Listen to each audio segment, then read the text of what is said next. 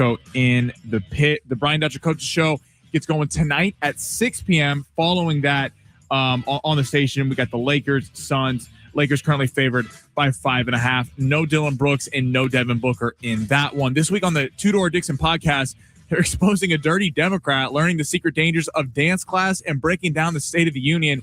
Get the facts the media won't. Listen to the Two Door Dixon podcast on the iHeartRadio app, Apple Podcasts, or wherever you get your podcasts. Check the clock. What time is it? It's high noon. Yoo-hoo. I'll make you famous. The day is half over. Now it's time to enter the Fletch Zone.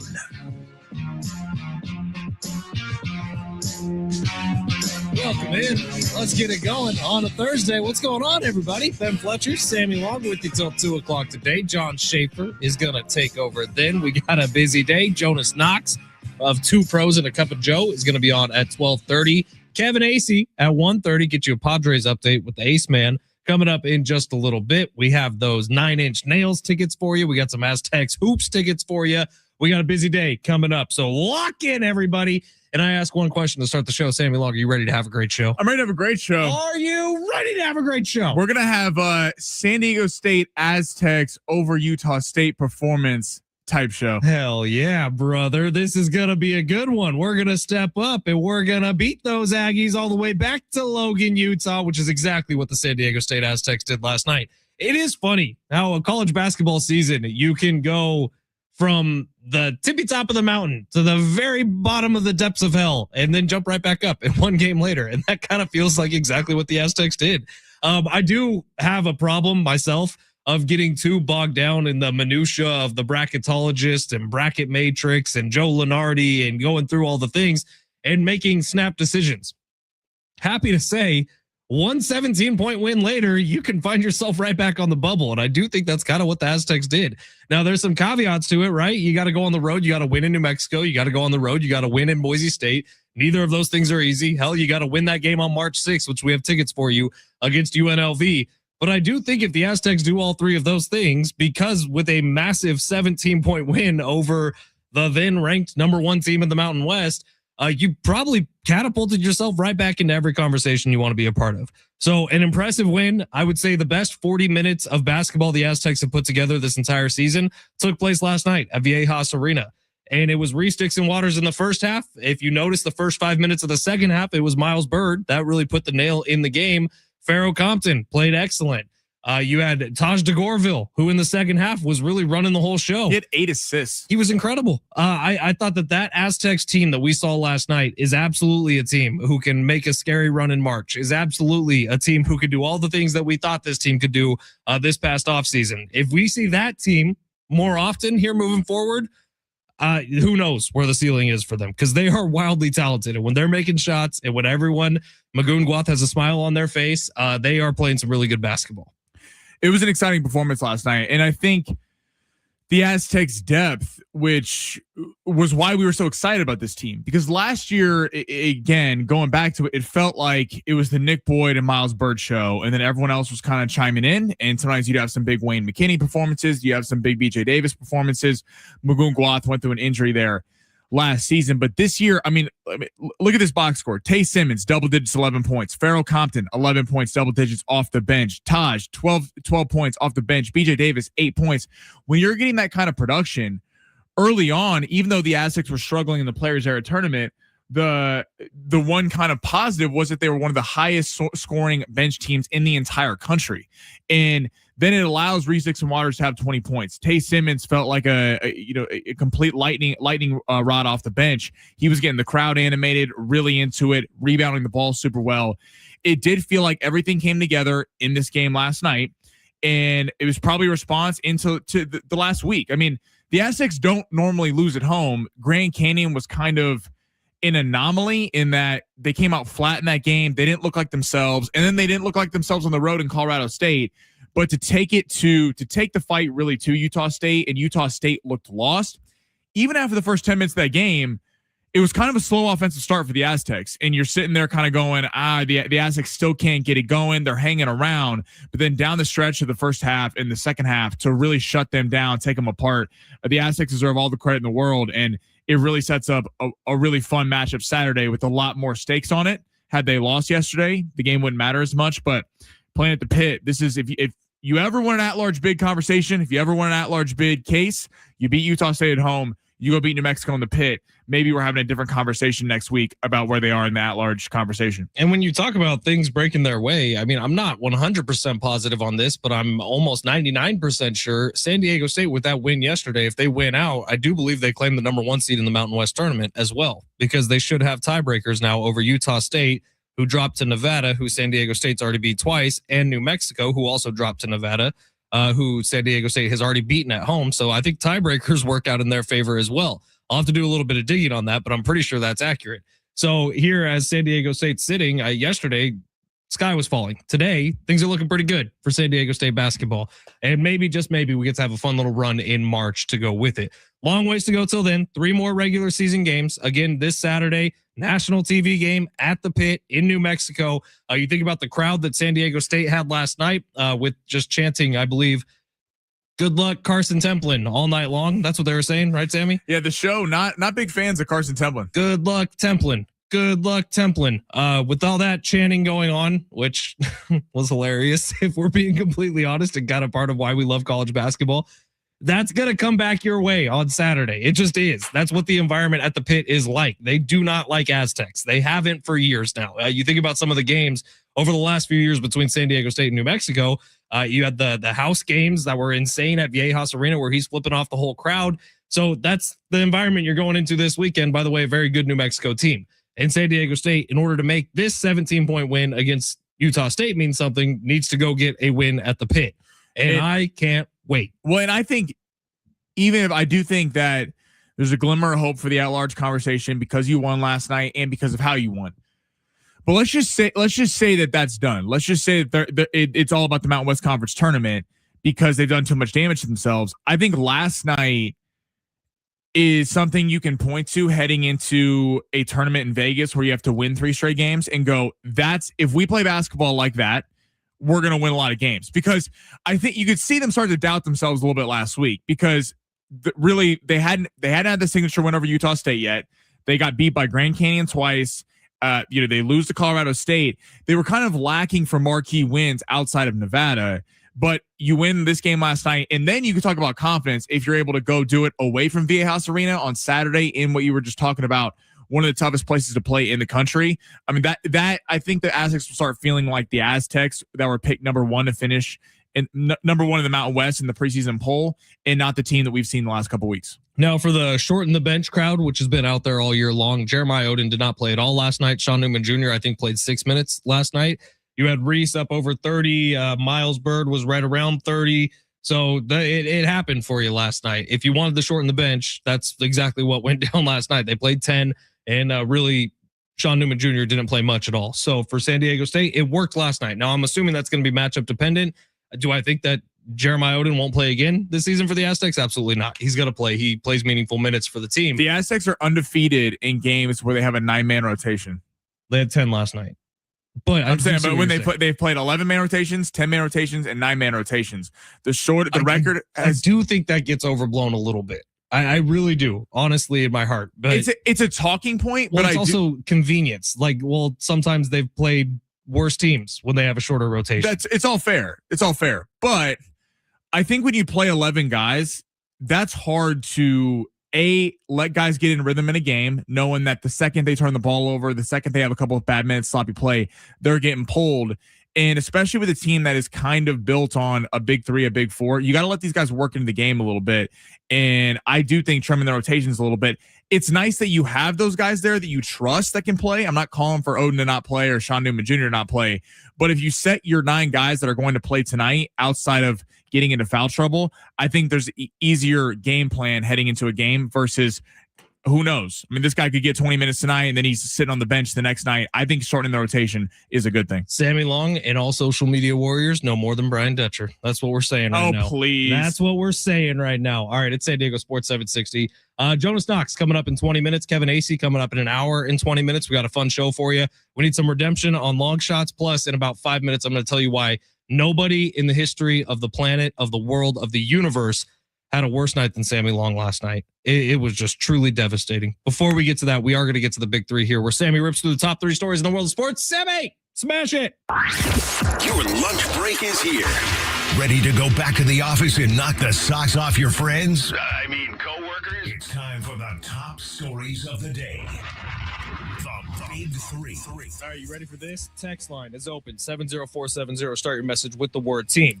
Here we go. Beep, beep, Templin. Beep, my beep, beep. Go Aztecs. That's from the 619. Some creative editing there. But 619? I don't know if just saying beep is editing. Beep, beep, beep, beep, beep, beep, beep, beep, beep. Text us your thoughts on last night's game, 70470. I'm telling you, the crowd was chanting, good luck, Templin. It's good sportsmanship, Sammy. Listen, if Utah State and the Aztecs meet with a shot for the Aztecs to be in the tournament in the final of the Mountain West Conference tournament, that's going to be a really fun matchup going both ways. Carson Templin, that dude plays a brand of basketball that I'm not a huge fan of, if I'm being honest. I saw him go low on Magoon Guath again last night. It's a dirty brand of basketball. However, the dude's entertaining. He is very much Grayson Allen. All right, where are we starting, Sammy? All right, we're gonna have the NBA. So the Boston Celtics, unfortunately for long shots last night, got beat by 20. They were actually hanging in there. I felt very comfortable about my pick. They did not come through at the end. It was actually the second you texted me, things started to switch up for the Celtics. Yes, you were like, parlay's holding strong. I was feeling real good because UConn won, the Kings were winning, and then it went downhill. But they lose by 20 last night. Jason Tatum is scrimmaging 5-on-5. He has not played all year. Originally expected to miss the entire season, but now because of the Celtics being in the number 2 seed in the Eastern Conference, has started to ramp up. Would you like to see the Celtics bring back Jason Tatum, even if there is a higher injury risk for him? See, the answer to me is if he gets medically cleared, I would love to see it happen. The thing with injuries in today's NBA, like there is a very good chance the Celtics and the organization was kind of lying to us about how long he needed to stay out because of this injury. Ultimately, it was an ACL, right? Last year for Jason Tatum. In the playoffs, remember he ripped it with 2 minutes ago? But if treated properly, he should be able to come back this year, I would imagine. Now, of course, there will be a higher risk of injury. There's a high risk of injury anytime anybody steps on a basketball court, on a football court, off a curb. That's just kind of how injuries go. I broke my leg freaking sliding down a hill on accident. So there is always going to be risk, but if Jason Tatum can go, the Celtics have put themselves in a position to where it would be beneficial to the team and potentially backdoor your way into a national or a NBA title conversation. So absolutely, Tatum, get back on the court as soon as you can. You and Jason Tatum just have it real hard. Yeah, we're the same. They same build, same height. This is a response same level of handsomeness. I think people see some vulnerability in Oklahoma City. That's what I think. I think people thought, well, Shea's never on the court but even when he was with Jalen Williams and all this team and Chet Holmgren, yes, they should be the favorite in the NBA. But I think we thought heading into last year, this team was going to go on a dynastic run where they were just going to win the next 5 NBA championships. And maybe they do. They prove us all wrong. I keep going back to this. The Nuggets took them 7 games. I give them credit for blowing out the Nuggets in that 7th game. In the NBA Finals, Tyrese Halliburton and the Pacers took him to Game 7. Halliburton has 12 points, rips his Achilles. We never know what happened. Give them all the credit in the world. But I think we're seeing teams like Boston, like San Antonio, like Detroit, kind of smell a little blood in the water, and that this Oklahoma City team isn't quite the Oklahoma City team that we thought they were, where they were just going to run through everything. Kevin Durant, Steph Curry, Klay Thompson, Draymond Green, those Warrior teams that really felt unbeatable outside of LeBron in the Cavs. I do think if Jason Tatum's healthy, it would be fun to see him on the court. That is a team. They play defense at a clip that if they get a number 2 star scorer in Jason Tatum, you have 2 number 1 superstars in Jaylen Brown, Jason Tatum. They could actually give Oklahoma City or San Antonio problems. If I'm the Eastern Conference, the Knicks and the Pistons, I do not want Jason Tatum to be back on the floor. All right, let's head to college football. Interesting story happening here. So the quarterback, Brendan Sorsby, who is the former quarterback at Cincinnati, has now left, got a massive NIL deal with Texas Tech. Texas Tech is throwing out money left and right. But since he is now suing Sorsby for over $1 million for an exit fee for transferring, the question is this. Is this how you fix the NIL? Because yeah. I love that Cincinnati's doing this. I really do. I do too. I think contracts need to be put in place. Brian Dutcher, actually, last week's coaches show was talking about the fact that college sports, not just football, not just basketball, but the way everything's operating right now is the least sustainable thing ever. Cincinnati should absolutely be suing the crap out of him because they expect one thing and then something else is happening. You fix NIL by making a big enough stink about it, right? And schools are getting shafted right now. Players are getting shafted right now. And the more you can make it to where there's a little bit of punishment for what's going on here, I don't know if Cincy wins this court case, but guess what? We're talking about it. So until some sort of players association and school association is in place where they can have a collective bargaining agreement, yes, that's where we're heading in college sports. More stuff like this is going to start happening. Because right now, as a college football head coach, you can wake up every single day and not know who's on your roster. Is that a good spot for the sport to be in? I would say no, absolutely not. We've seen a tight end that went to Wisconsin that transferred to Wisconsin and transferred a week later. Transferred like 3 times in the span of 2 weeks. I'm all for guys getting their money. It's cool. I mean, like, let's take San Diego State, for an example. San Diego State profits off Reese Dixon Waters, Magoon Guath, and Miles Bird. So I applaud Miles Bird, Reese Dixon Waters, and Magoon Guath for getting their money. They should, because if one of them has a massive injury, all of a sudden maybe their NBA career is in jeopardy, vice versa. But this is where it's gone too far. It went from colleges having too much control, where it was kind of my way or the highway, and guys get hurt, then their career's done, and they made no money, to now where it's just complete free enterprise. I can sign a $5 million NIL deal, and then I just rip it up and decide to go somewhere else.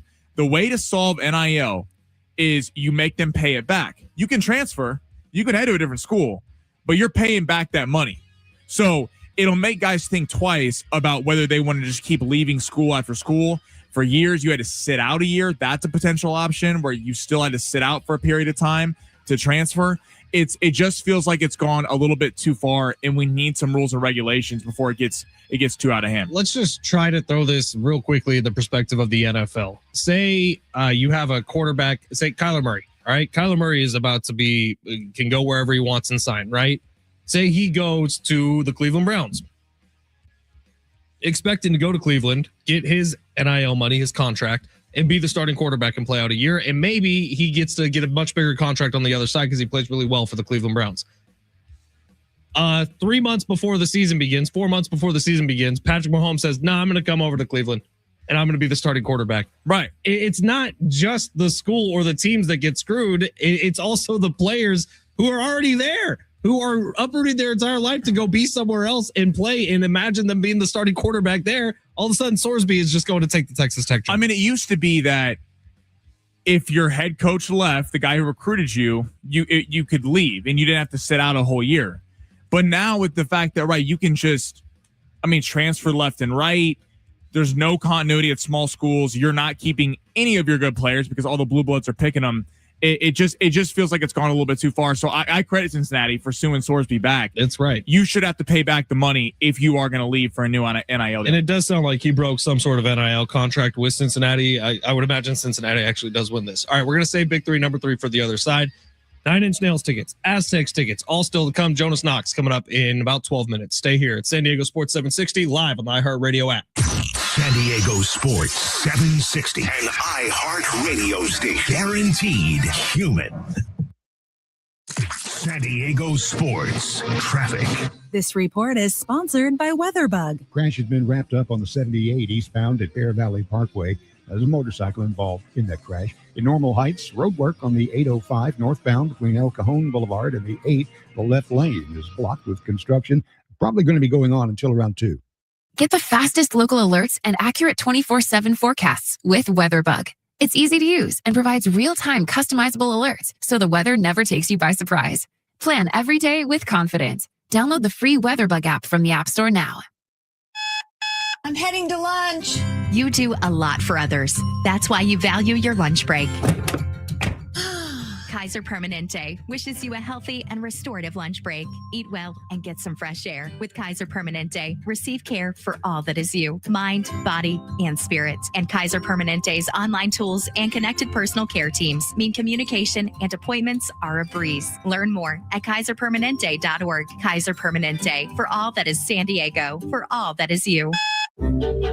Every day, patients at Rady Children's take steps toward recovery, and occupational therapists help make those steps possible. Alliant University proudly supports Rady Children's Hospital and the Children's Miracle Network. At Alliant's new San Diego facility, future occupational therapy professionals are trained with expert guidance and hands-on experience. Together, they're building brighter futures, one child, one family, one community at a time. Learn more at alliant.edu. IVEAM, GLP-1 weight loss built for you. IVEAMhealth.com. It's spelled IVIM. Your entire sports feed all in one place with iHeartRadio. One tap away. Open the iHeart app and stream your local stations. Catch the latest on Fox Sports Radio or dive into the world's biggest sports podcast. Search sports on iHeartRadio and lock in.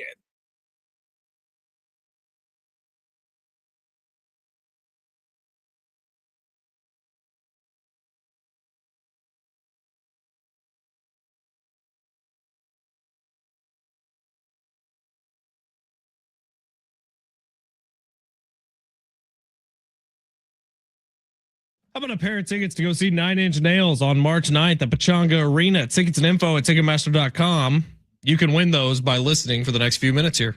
Jonas Knox is going to be joining the show at 12:30. You know him from Fox Sports Radio, 2 pros and a cup of Joe. Jonas Knox, one of the top dudes in our family, right? In our radio family here at iHeart. Jonas Knox is one of my favorites. Yes, sir. He's going to be here in a little bit. All right, Sammy, what was Big Three, number 3 going to be? So, did you hear the presser from Mike Vrabel? Mike Vrabel was basically asked. So talked about cutting off his wee-wee? No, I didn't hear that. That's not what I heard. But I was talking about AJ Brown. So AJ. Oh, yes, of course. I don't know what he's doing in his free time, but he said if he would cut it off to win a Super Bowl. Oh, well, didn't happen this year. Yeah, so must still be intact. Must still be there. You know, they Anyway, AJ Brown, Howie Roseman, per report today, they're looking to move on from AJ Brown. They're more open to listening to offers for people that are making a case. And Mike Vrabel went and said that he keeps in contact with him every day, and he's like a very good friend. Basically, doesn't shut down any report of that the Patriots wouldn't get AJ Brown. It's a logical choice because he coached him in Tennessee. I'm curious would you want a receiver like that with Drake May, with a young quarterback trying to build, coming off a terrible Super Bowl and not even a great playoff run? He just ended up winning 3 games kind of because of the defense. Are you sure you want to invite a headache into your locker room like AJ Brown to deal with a young quarterback? There's a very different thing with the Eagles and with the Patriots, and it is the head coach. Mike Vrabel was not happy when the Tennessee Titans moved on from AJ Brown and sent him over to the Eagles. Mike Vrabel was pissed about it. Actually, I remember that very well. Mike Vrabel has a very different leadership style than Nick Sirianni. It kind of feels like Sirianni gets walked over by pretty much everyone. And as soon as anyone criticizes anything, all of a sudden he's making wholesale changes. Does Mike Vrabel seem like a guy to you who, if someone's complaining, he's going to say, oh yeah, here, bud, I'll help you out. I'll get you some more targets. No, he's going to say, shut up, get back in the gym and work harder. And then you'll get some more. But if you're dealing with Stephon Diggs, who's already a headache, are they still going to be dealing? They paid him a ton of money, but I don't know that was a loving relationship. I just think I think like as a whole, George Pickens is they're leaning towards. Stephen Jones said he's leaning toward tagging him. I think George Pickens works in Dallas because even though Dak Prescott's not a top 5 quarterback, Dak Prescott commands a lot of respect and has been in the MVP conversation multiple times throughout his career. And it's a gunslinger offense. He's throwing the ball right. And Dak has a way of not getting walked over. It's odd for how your Mahomes doesn't get walked over, Josh Allen doesn't get walked over, Burrow, Lamar, guys like that have earned the MVP status are currently listed as one of the top quarterbacks in the game. Dak Prescott doesn't have that, so I get paying George Pickens if they choose to do that. But if I'm the Patriots and Drake May, even despite having a great head coach like that, you got to think Drake May's psyche's a little bit shook, especially after the way he didn't play good in any of those playoff games. Again, like they're the first team in 20, 30 years to win 2 playoff games scoring fewer than 16 points. So the way he played in the Super Bowl, I don't know that just trading everything to get a star wide receiver puts you at the top of the AFC. Now, it's also having to come with the caveat that you think AJ Brown is totally wrong for being as unhappy as he was in Philadelphia. Like, he was misused, in my opinion, in Philadelphia. Fair. He wasn't used enough. I think that it got a little out of hand with how he complained about it. The Twitch stream was way over the top, but A.J. Brown wasn't used properly as a Philadelphia Eagles wide receiver. Do you think that's more to do with Sirianni or Jalen Hurts? It's Sirianni, and it's the scheme they run. They're a power run team. They run with the quarterback. They run with Saquon Barkley. That's the scheme that they like to go with. And in New England, I do think Mike Vrabel knows how to use A.J. Brown a little bit differently. Have we once, since A.J. Brown's been in Philadelphia, seen a consistent level of success like he had with Tennessee when he became a superstar wide receiver? His personal numbers, no. Right, exactly. So I would say Mike Vrabel probably knows a little bit better how to utilize the talent that is A.J. Brown, who I still think is probably a top 6, top 7 wide receiver in the NFL. Well, that's the Eagles play a brand of football which they're just trying to get short yardage on every play. That's not what A.J. Brown is. Exactly. They play a brand of football 30, 40 years ago. It's hybrid. There's obviously different, intricacies in today's NFL, but it's really more about the collective. This is why I think Jalen Hurts doesn't command a ton of respect, despite the fact that he's been in 2 Super Bowls, played well in both, and won one of them. People still go, yeah, but it's the team. Howie Roseman, he put that team together. It's because they're stoked with going 3 yards at a time, all the way down the field. It's not sexy. Like that's it. You don't look at the highlights and watch a tush push as a casual fan and go, oh, that's making the SportsCenter top play. But the Eagles are really about just advancing the football down the field. And I know it didn't work the greatest last year, but that's kind of the mindset they have there. And a guy like A.J. Brown, especially in today's NFL, whether it's Tyreek Hill or it's A.J. Brown or Stephon Diggs or George Pickens, any receiver that's commanding and asking for a certain level of targets, that doesn't fit within the system. And you wonder if those kind of receivers are on the way out. Not on the way out and that teams aren't going to want them, but Man, diva wide receivers have been around since the 80s. But They've been around forever.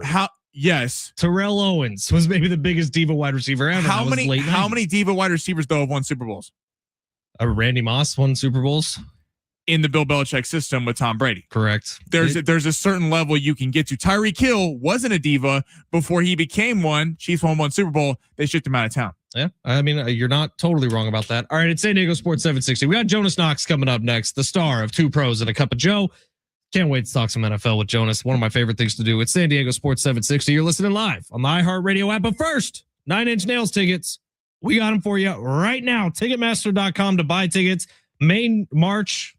What month is this? March 9th. How many days in a row are you going to mess up the date of the concert? 9th at Pechanga Arena. 9 Inch Nails are going to be performing. 877-767-4760. Call number 6. You're going to the show. It's San Diego Sports 760 live on the iHeartRadio app. The road to the dance is on San Diego Sports 760. March starts with big-time Big Ten basketball. Sunday, take line Bloomington, Indiana. With Selection Sunday right around the corner. Who makes the move to impress the committee when Michigan State? 6 is Indiana. 5 into the hands of Alexis, who attacks the rim and throws it down with 2 hands. Coverage starts at 12:30 on your home for college basketball and the madness. San Diego Sports 760, America's finest sports station. Liquid Death Sparkling Energy, the better for you, easy drinking energy drink. Available at Ralph's. 0 sugar, just 5 calories, plus essential vitamins. Murder your thirst, not your head. Liquid Death. Nominate SDCCU for Best Credit Union in the San Diego Union Tribune Readers Poll at sdccu.com/nominate. Help SDCCU win Best Credit Union for the 27th year in a row. And also nominate them for Best Auto Loan Provider, Financial Planner, Mortgage Provider, and Place to Work. San Diego County Credit Union. It's not big bank banking. It's better. Federally insured by NCUA. For details, visit sdccu.com/nominate. San Diego businesses need cybersecurity they can trust and support they can reach. That's ESET. Proudly headquartered here in San Diego, ESET delivers world-class multi-layered protection backed by nearly 40 years of global threat fighting expertise. Whether you're an IT director or a small team wearing 10 hats, ESET keeps your progress protected today and tomorrow. Smart, affordable, built for business. Protect what matters most at ESET.com. Get the fastest local alerts and accurate 24/7 forecasts with WeatherBug. It's easy to use and provides real-time customizable alerts so the weather never takes you by surprise. Plan every day with confidence. Download the free WeatherBug app from the App Store now. With other language learning apps, I was just playing games. I wasn't really learning. Babbel's different. Babbel was designed by over 200 language learning experts to be the most effective way to learn another language. Every time I open the app, I can choose to work on my writing, speaking, or listening. And it saves my mistakes for me to review, so I'm constantly improving. Before Babbel, I thought I just wasn't good with languages. But now I'm speaking French. Tout ça, c'est grâce à Babbel. Save up to 50% on your Babbel subscription when you sign up at Babbel.com. BABBEL.com. San Diego sports now.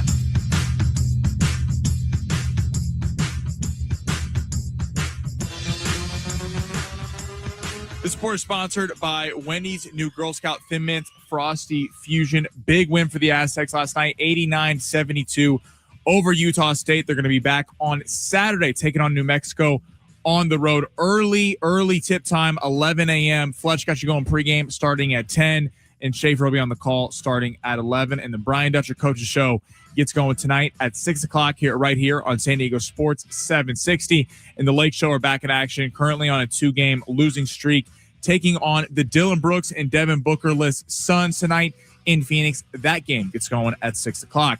Wendy's new Girl Scout Thin Mints Frosty Fusion is here with a mint chocolate sauce. It's made to be loved. Get yours soon, because just like the Girl Scout cookie season, it won't be here forever.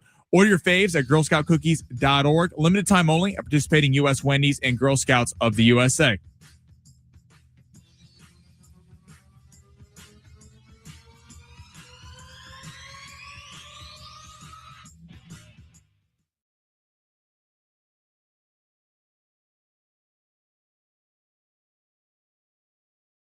Big win last night for San Diego State. And tonight at 6 o'clock, you can talk about it with the head coach of the Aztecs, Brian Dutcher. The Aztecs head coach is going to talk with John Schaefer, as well as our text line about last night's big win and preview Saturday's game at New Mexico. The Brian Dutcher Coaches Show, Thursday night, 6 o'clock, right here on your home for the Aztecs, San Diego Sports 760. Ben Fletcher, Sammy Long with you till 2 today. John Schaefer is going to take over then. John Schaefer, the voice of the Aztecs. But right now we have the voice of a generation, quite frankly, the songbird of a generation. His name is Jonas Knox. He's in charge in the mornings here on 760 as he wrangles up LeVar Arrington and Brady Quinn. Jonas Knox of Two Pros and a Cup of Joe fame. Hi, Jonas. How are you?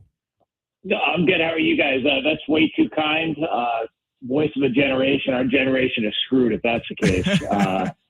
We're just doing our best, guys. We're just hanging out, getting ready for baseball, watching guys run around in tights in Indianapolis and doing our thing. It's pretty cool. The underwear Olympics are fun. And honestly, if you've been watching spring training baseball, the pants do seem to have gotten a little bit tighter, maybe a little more see-through here in 2026. But Jonas, this is kind of a fun time of year where everything sort of slows down for a second and we get like a breath of fresh air. Right after the Olympics, we all got to watch Team USA go kick some Hoosier ass. Or not Hoosier, what are they? I don't Canadians? know. Poutine eating ass.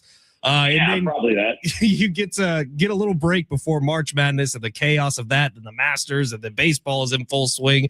Basketball playoffs right around the corner. What fills up your days here as we are kind of in this little break of the sports world? So, I mean, I love baseball's fun. Baseball feels, I don't know if you guys feel the same thing, but baseball feels like it's on a little bit of a heater. Like there's momentum building for baseball. It's similar to what a lot of people are hoping for from hockey following the Olympics.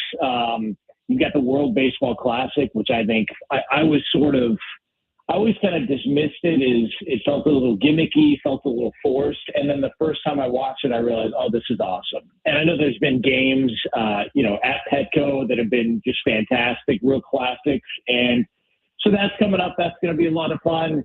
March Madness is always fun. Like that's where it's, acceptable to have, 2-year-olds gamble, which is always, I think you talk about the voice of the generation. Like there's going to be a bunch of degenerate gamblers walking around. And they're going to point back to the fact that they had something on McNeese State winning a Sweet 16 game that helped their dad win something that let him buy him a new toy. I think all that stuff is fun. And, if the NBA can figure out how to get out of its own way and stop, continuing to let us know about all their flaws. Just think about this. The NBA has an opportunity now where the NFL goes bye-bye. Everybody's looking around for something to do. We need a fix. We need some sort of adrenaline going. We need something to get us by. and the NBA rolls out an all-star game that was just a bucket of puke. It was awful. The festivities, well, the game was competitive. The game was competitive with 3 different teams, gimmicky names, all the other usual suspects that they try and pull off to make us believe that this is a real basketball game. And then they come out afterwards, and the only headlines are Jaylen Brown's party got shut down, and how do we fix the awful dunk contest and the 3-point shootout? It's par for the course, but baseball will be here, and the NFL offseason is always fun. So there's that.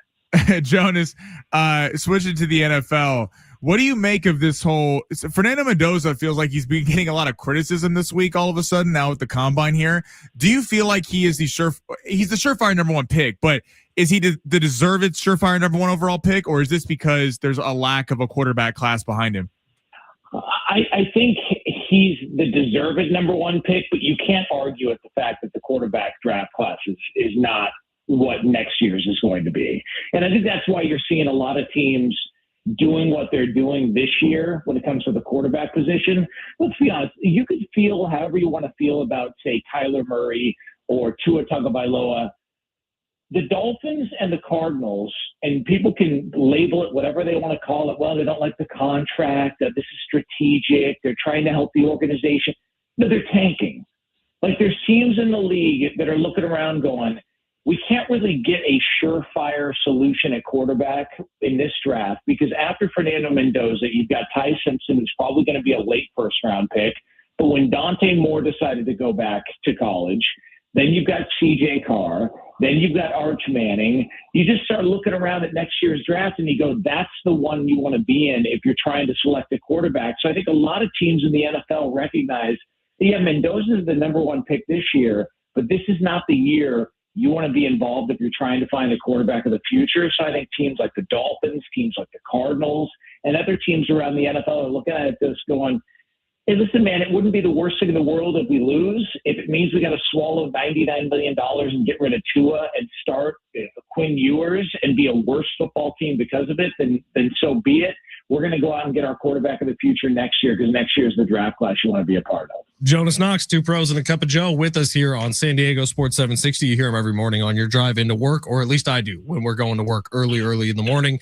Jonas, you look at dead cap around the NFL. You look at the worst salary cap hits, and the worst one is still Deshaun Watson somehow or another. Is there any chance Deshaun Watson is starting for the Cleveland Browns week 1 this year? Oh, yeah. Well, and Nick, by the way, it's the gift that keeps on giving. Like, just think about the world we live in if you're a Browns fan. All right. And look, if you're a Browns fan, Godspeed.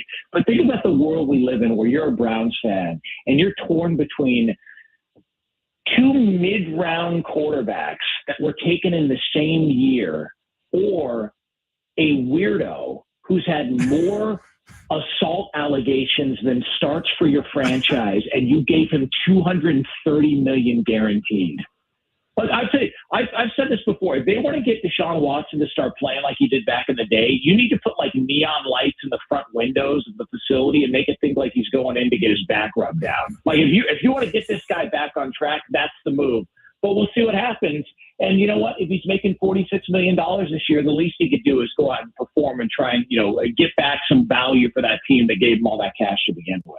At least he'd be focused with the neon lights. Lots of hand towels too. Yeah. That was the big part of the thing, was his towels were too small.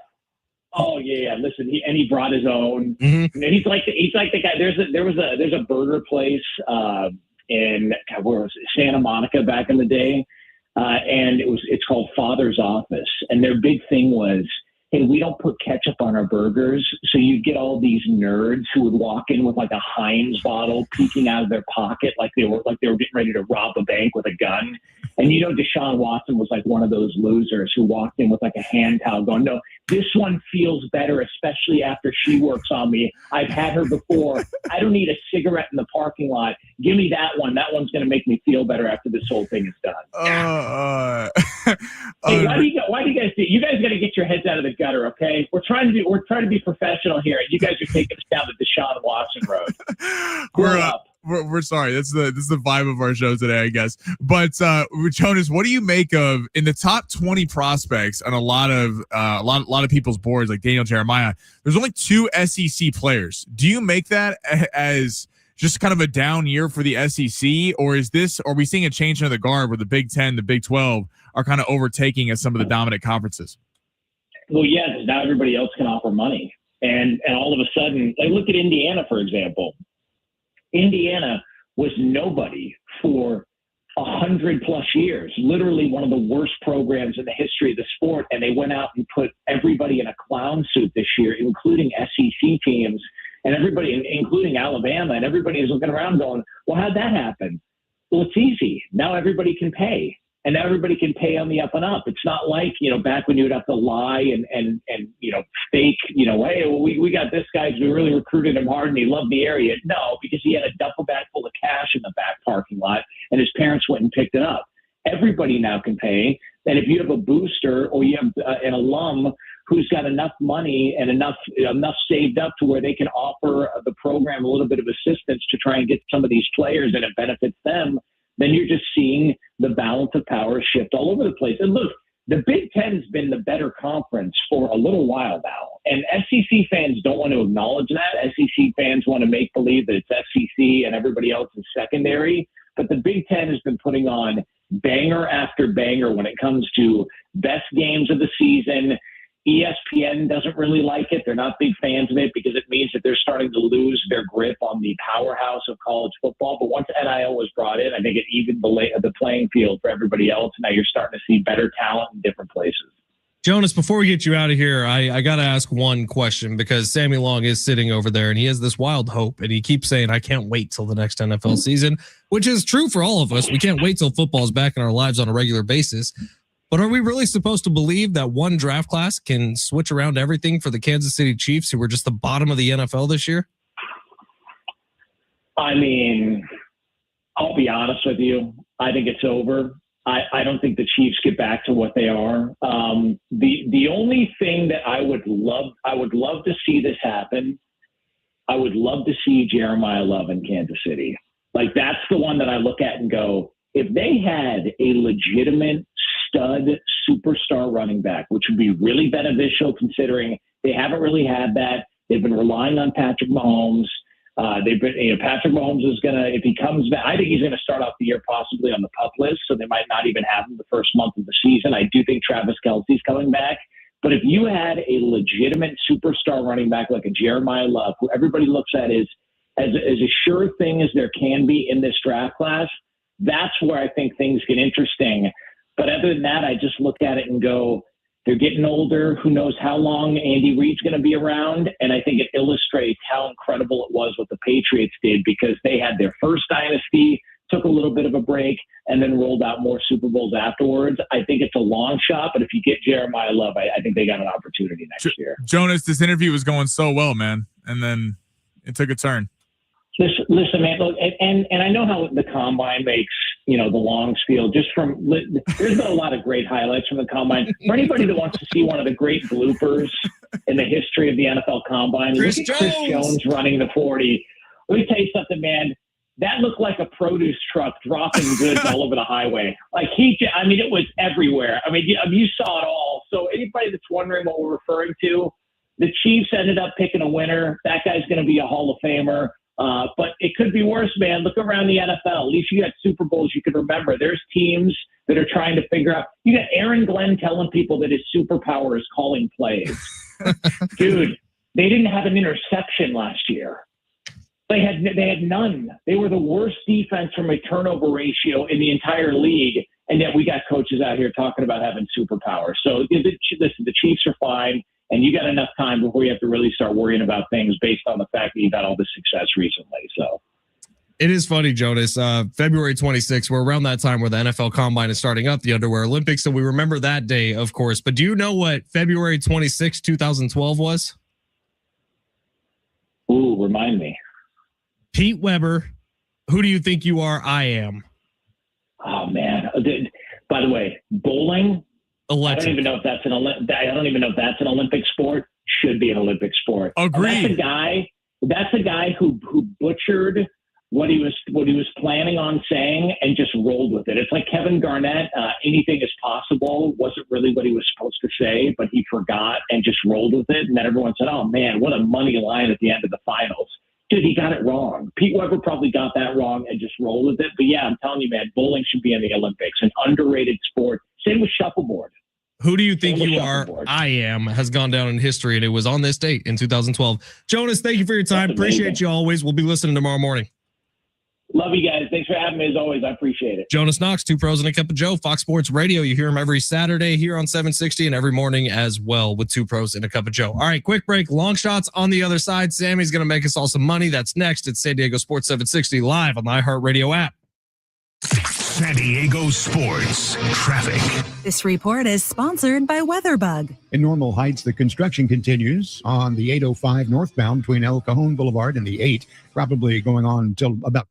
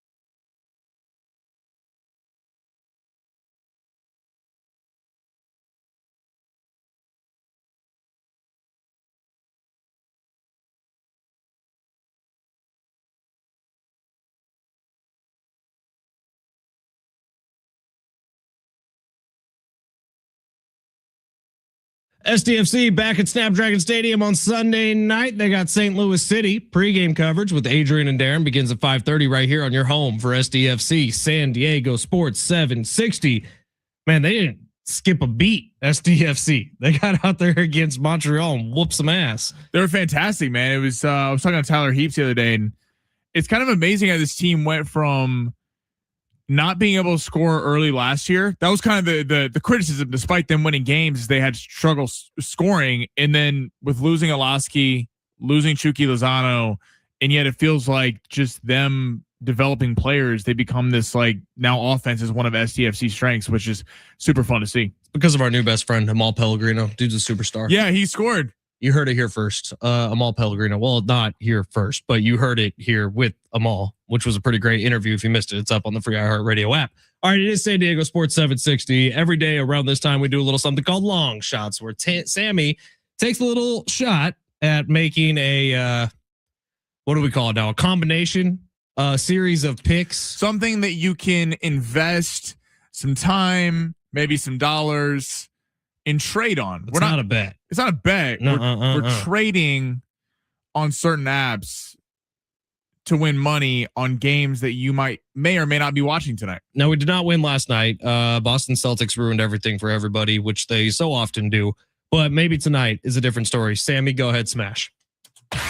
You looking for some luck?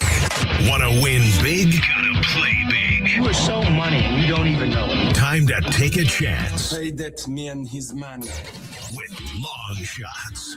YouTube is open at San Diego Sports 760. Drop us a comment there. We'll get to some of those in the second hour. And of course, the text line is open as well. 70470. Start your message with the word team. Sammy, go ahead. Start with college basketball. Okay. Michigan State, Purdue, really fun match tonight. Michigan State, number 13 in the country, taking on Purdue, number 8. I don't know. Maybe it's just me. I'm not impressed with Purdue.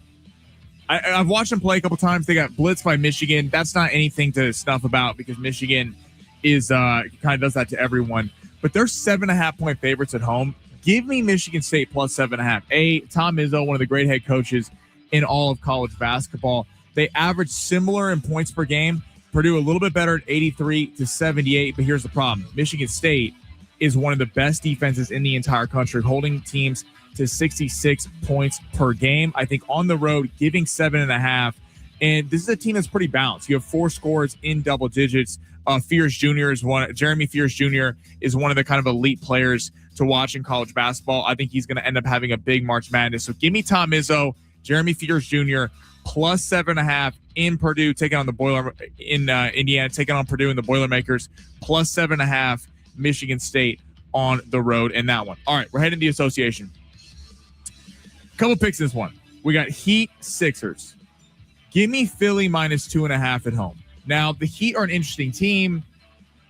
They have a lot of talent, but they don't have that number one guy. They got Tyler Herro. Norman Powell is currently questionable for this game tonight. Bam Adebayo. They're a solid team. This has kind of become a fun rivalry in the Eastern Conference between the Heat and the Philadelphia 76ers. Philly, though, I think has a lot of the Lakers problem in that they cannot beat the elite teams in either conference in the West or the East. I think the Sixers actually have a little bit of a higher ceiling maybe than the Lakers do if they're fully healthy. But in regards to this game tonight, Joel Embiid is currently a game-time decision. I don't even care. With the Philly at the guard spot is going to be able to get after them. Even with Paul George is still out suspended. Tyrese Maxey, VJ Edgecombe, Kelly Oubre, go up and down the list. I mean, even a guy like Trenton Watford is averaging double digits this year. Philly's depth, they're used to honestly playing without Joel Embiid because he missed so much time. I like them at home tonight, taking on Miami. Give me Philly minus 2.5 in that one. Then we're going to go to the primetime game of the night. Rockets Magic. Give me the Magic at home, plus 2.5. Houston's a very good team. Coming off a beatdown of the Kings last night, ended up beating them by something like 30, high 20 points. But the Magic are a team that's kind of feel like they found something. They had a clutch win over the Lakers the other night. Paolo Banchero and Desmond Bane took over down the stretch. The team has a lot more talent than you kind of give them credit for. Goga Bitadze, a nice center that's almost averaging a double-double for them. Wendell Carter Jr. has kind of come on the last month of the season. That's how you beat Houston. You got to attack them down low, and they don't have a point guard because Fred VanVleet got hurt before the year, and Steven Adams going out has really hurt their front court depth. How you get after them is by playing big. Banchero plays big. Desmond Bane has been really on fire from the guard spot. I think Bitadze and Wendell Carter are going to be able to take advantage of them. Giving them 2.5 at home after Houston having to travel overnight from the West or from Houston. I like Orlando minus plus 2.5, getting a couple points at home. Banchero and them have a big outing. All right, so we're going with the Magic plus 2.5 against Houston. A little bit of a rest advantage at home. I think they're also just as talented as Houston. So give me the Magic there plus 2.5. Philadelphia to cover the spread at home against Miami. Norman Powell not looking like he's going to go in that game. That's going to hurt the Miami scoring. Philly minus 2.5, and then we're going to go to college basketball. Give us Tom Izzo and the Michigan State Spartans plus 7.5 on the road, taking on the Purdue Boilermakers. You got 2 dogs tonight. 2 dogs. Bark, bark, baby. Bark, bark. By the way, I was disappointed last night because UConn destroy St. John's. Not even close. St. John's had like all-time bad performance. St. John's missed 24 straight shots. It's insane. And then the Kings are winning in the third period. They blow that. And Boston has the game tied at half, and they don't come up big. It's like they had a little vendetta against Sammy Long and the greater San Diego population betting public. It wasn't Sammy's fault. It was their fault. Rich on YouTube saying Tay Simmons got the crowd fired up a few times last night. Tay Simmons is a special freshman, man. I don't know what it's going to take to keep him. Probably a lot of money. So they're doing the impact campaign right now at SDSU. So if you want to keep Tay Simmons, you might want to head over there. I think it's goaztecs.com/impact. I think that's what it is. They're trying to match from public funding what Chase Fisher did with Blenders. So trying to match up to $1 million. Our buddy Fridge Watcher on YouTube says the lawyers love NIL money. Yes, they do. Lawyers are the biggest winner in college sports right now. Steven says Aztecs by 17 last night. Hell yeah, Steven. And also Fridge Watcher talking about the Chiefs saying they created $50 million in cap space. Is that true? Yeah, they did because they cut Mike Dana. But I thought they were already way over. Yeah, they're currently 11 over the cap right now, but it looks like Jawan Taylor is probably going to be cut. Chris Jones hasn't even restructured his contract yet, so the Chiefs are going to have some money to spend. We'll see. Najee Harris, maybe. Brees Hall. They need a running back. Etienne. The Chiefs' run game has been dreadful the last 2 years. What about Jonas's thought? Bryce Underwood? That's not his name. What's his name? He's the quarterback at Michigan. Yeah. Jeremiah Love. Jeremiah Love would be a fantastic pick. He's going to be a beast, kind of the Derrick Henry mold out of Notre Dame. We'll see. I don't know. Jonas also said the Chiefs are done for the next generation. Well, we love Jonas, but I mean, people like Ben Fletcher want to prey on the downfall. So happy. That made me so happy when Jonas went the direction I thought he was going to go with that. I was going to ask Jonas, who was running out of time, about the 49ers cap situation. Well, I heard Jonas say something similar about the Chiefs a couple days ago, and I was really hoping he was just going to run it right back, and he absolutely did. So good on Jonas Knox. All right, take a quick break here. In hour number 2, we got some Aztecs basketball tickets for you for the home finale against UNLV next week. We also have Kevin Acee coming up in hour number 2. If you've been paying attention to Kevin Acee articles, Padres offseason is getting going in a big way. Maybe, just maybe, we'll get a little update from Kev on new ownership situations. We'll see what's going on with the Padres with Kevin Acee coming up in hour number 2 at San Diego Sports 760. You're listening live on the iHeartRadio app.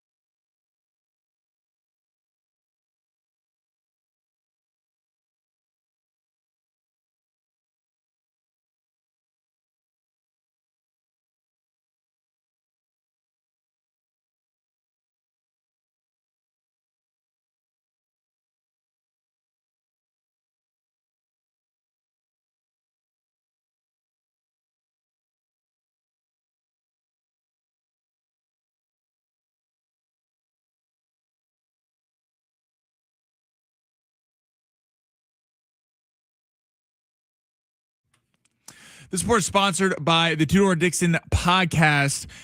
Aztecs 89-72 over Utah State. They'll be back on Saturday taking on New Mexico. Early tip time at 11 o'clock in the pit. A big opportunity for San Diego State. Schaefer will get you on the call at 11. Fletch will get you going pregame starting at 10. Brian Dutcher Coaches Show at 6 p.m. tonight right here on the station. Text in 70470. Start your message with team to ask the coach questions, as well as the Lakers are back tonight taking on the Phoenix Suns out in the desert. Lakers favored by 5.5. Dylan Brooks and Devin Booker are both out for this game. This week on the Tudor Dixon podcast, they're exposing a dirty Democrat, learning the secret dangers of dance class, and breaking down the State of the Union. Get the facts the media won't. Listen to the Tudor Dixon podcast on the iHeartRadio app, Apple Podcasts, or wherever you get your podcasts.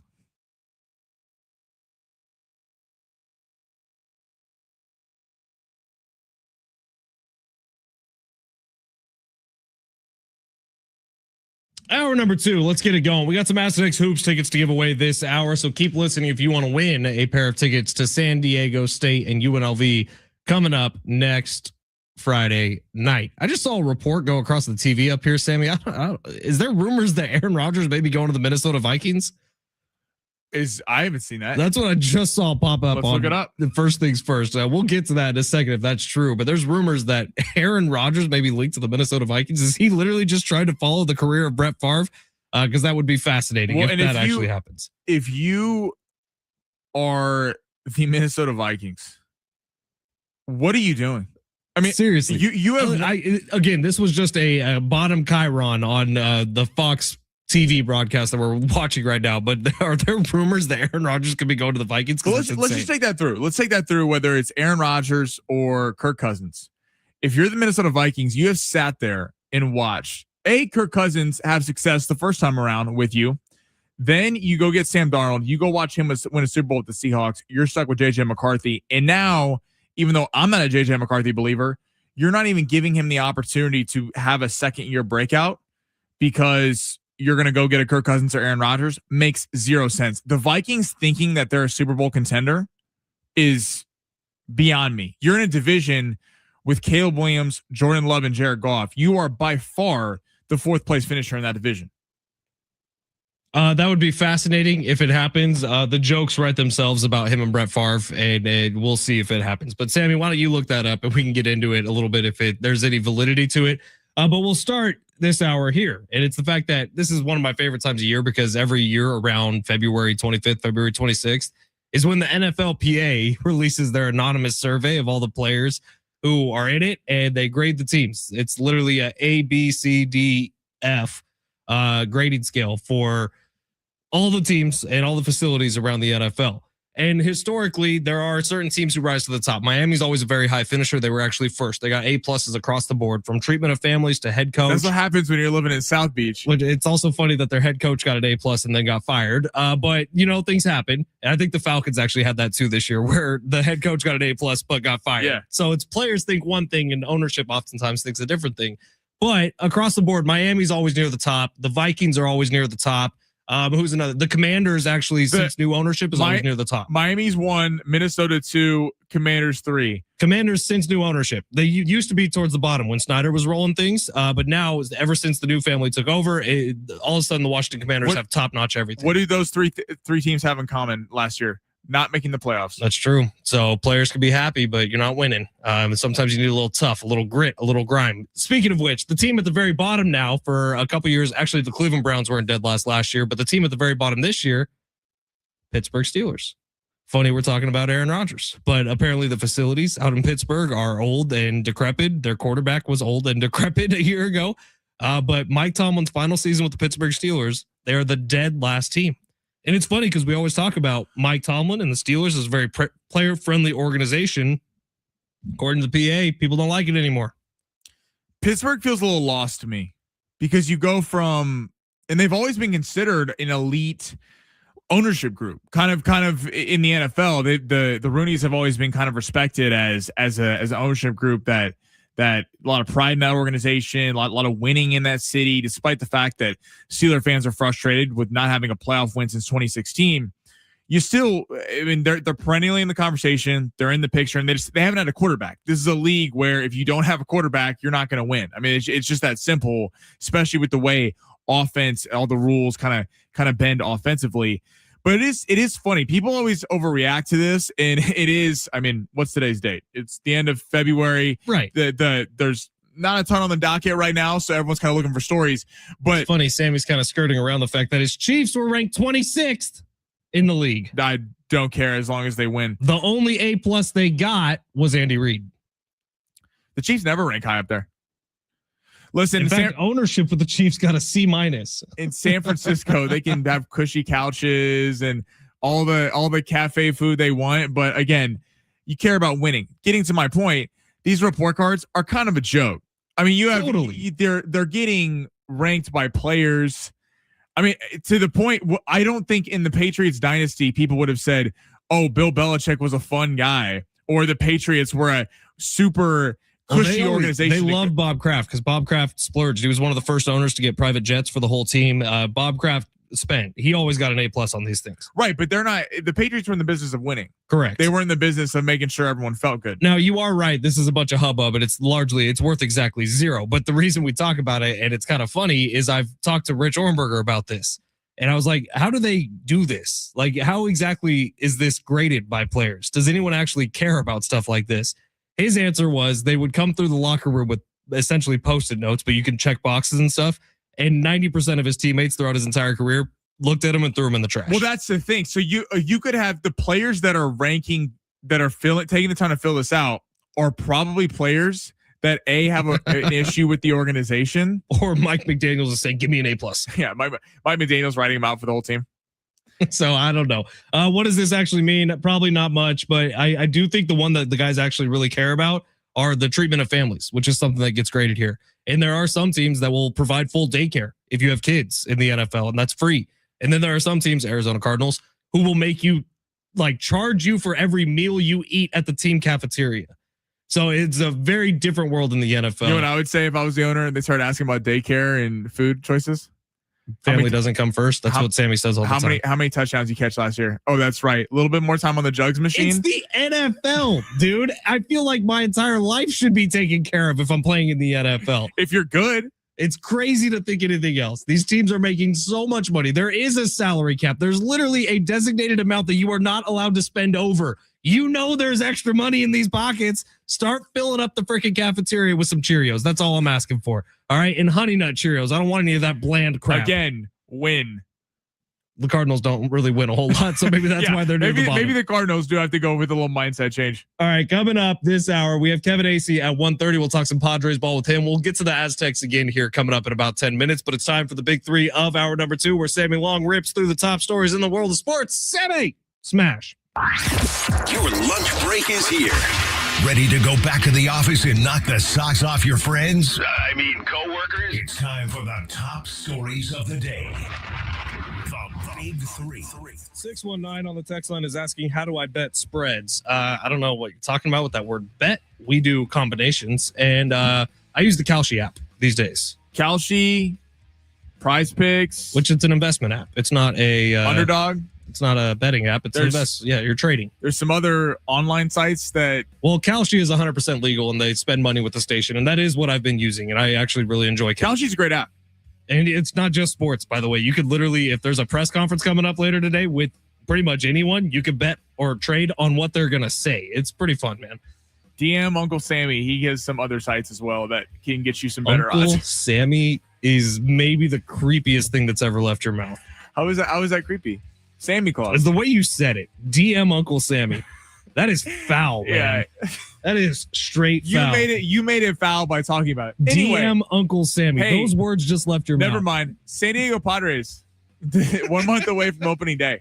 Okay, the NFL ranked all 30 lineups in Major League Baseball. So the Padres could check in at number 10. Number 1 are the Dodgers. Number 2 are the Braves. Number 3 are the Mets. Number 4 are the Mariners. Number 5 are the Blue Jays. 6 are the A's. The Oakland Las Vegas A's. 7 Chicago Cubs, 8 Yankees, 9 Phillies, 10 Padres. They rank them on certain kinds of categories. Hit, they got an A+. Patience, they got an F. power C-, base running a D+, durability a B+. I don't really agree with that. Depth B-, and they rank them as having 2 stars in the lineup. And it doesn't say who the 2 stars are, right? It does not say the 2 stars now. Okay, so the question is, for the rest of this hour, we'll read your responses on the text line and YouTube. Who are the 2 stars that ESPN is talking about? Because I could hear a few different arguments. So 70470, start your message with team. ESPN is saying the Padres batting lineup has 2 stars in it. Who are they? Tatis, obviously. Is it obvious? Yeah. If Tatis isn't a star, then I guess the Padres have no stars on the team. No, I'd argue Jackson Merrill's a star. Over Fernando Tatis. Oh. See, if it was me, I would say there are 3 stars in the Padres batting lineup. I would say Fernando Tatis Jr., I would say Jackson Merrill, I would say Manny Machado. But if you're numbering that, or you're taking that down to 2, I don't know who the 2 are. Well, Tatis has to be there. I think there's a different conversation. Machado is the name. Machado is the name that everyone in baseball knows. Bounced around Baltimore, Dodgers, then down to San Diego. And Machado, when Machado's on a heater, he's one of the best players in baseball. The problem with Machado is every year, I feel like we talk about, there's weeks, months during the season where there are slumps. And he does have Manny Machado hit a home run today. 209 career batting average in the postseason. Jackson Merrill, if we're talking about franchise building stars, it's Tatis and Merrill, because Merrill has the upside, affordable contract. His rookie season was unbelievable. Last year got off to that great start, first 3 weeks, and then got injured. Kind of was never the same. But Merrill is the key. So I guess they have 3 stars. Bogart's not a star anymore because of how he plays. That's just the name. Machado, Tatis, and Merrill. But if you ask me who's more important for this team this year, I would say Merrill is more important than Machado, because Merrill gives you something that the Padres didn't have last year, and certainly could have got them over the hump. I would say it's probably ESPN is talking about Machado and Tatis, but I think there's an argument to be made that might not be the top 2 stars on this Padres offense as of right now. Replacing who? Machado? Machado. You can't replace Tatis. I think you can, man. The power isn't there anymore. Maybe it's back this year, but I don't know. I'm very curious. Okay, but when Tatis is on, he has an ability and a level that no other guy on the team can get to. Sure, I would agree with that. And he is a superstar right fielder at this point. But if he doesn't show something big in his bat this year, I don't know what he is at this point. I really don't. All right, what's next, Sammy? The UFL has just announced guidelines. I saw this. So the UFL has new rules. They are looking to go for college rules where you only need 1 foot in to make a catch, not 2. And they also are proposing that after touchdowns, you can go for a 3-point try. So 1, 2, and a 3-point try from the 8-yard line. Why does this matter? Dean Blandino, who is the head official for the UFL, kind of insinuate that the UFL and the NFL are alike on rule changes. Not saying it's going to happen in the NFL this year, but kind of insinuating maybe this is a little bit of a trial run. What is your reaction to both of those rules? Would you like to see a 3-point attempt from the 8-yard line, and or would you like to see it go to college rules where you only need 1 foot in for a catch? I'm fine with the 1 foot in for a catch, I think, in the NFL. I don't love it, but I'm okay with it. I don't think you need to mess or incentivize more kicking in the NFL. I really don't. I also saw they're toying with adding a 4-point line for a field goal. If anything over 60 yards is 4 points. And they're talking about punting less within the 50-yard line, like rules against it. So you would have to kick field goals at that point. I am not for incentivizing more kicking in the NFL. I think that's a problem. I really do. I'm okay with the 1 foot catch because like college football does have some pretty damn exciting highlights when you see dudes doing like a first baseman split almost to get out of bounds. But it does take away a little bit. I prefer the NFL to stay the same as it is and get rid of the new kickoff rule and get rid of the tush push. Other than that, I don't need any rule changes, but I'm excited to see how it looks. Talking about the Birmingham Stallions, Sammy. This is cute for the UFL. Oh, my God. He's about to big brother you. We don't need to see 1 foot in the NFL because what have we talked about? I get what the NFL is thinking. Offense is sexy. They want to sell it. They want to sell touchdowns. They want to sell points. They want to sell scoring. The ideal football game for them is, remember the Monday night game that the Chiefs beat the Rams beat the Chiefs 54-51 on Monday Night Football years ago? That is the ideal game the NFL wants for ratings. The rules in the NFL already are so offensive heavy. You cannot hit a guy coming over the middle anymore. Anytime you hit a guy who's trying to make catch over the middle, it's almost always a penalty. There's a lot of pass interference calls. You cannot spear a guy anymore. You can't try to slap the ball out from under the center. You can't spear him in the ground. Everything favors the offense. The last thing the NFL needs is now, with receivers with the talent they have, 1 foot to get down. Now the entire field is open. It's going to be impossible to play defense anymore. I don't like this at all. I am completely against this. The 3-point attempt from the 8-yard line, okay, maybe I'm not. I would probably lean no. I'm not completely opposed to it. It'd be interesting to see it, but then so you're just devaluing field goals. I mean, so you're going to bump up field goals. I don't get this. I hate the 1 foot down. I'm honestly not really for the 3-point attempts. That one again, I guess I'd be more open to, but I just feel like college football is all offense. We can't lose sight of the fact that we love defense in the NFL.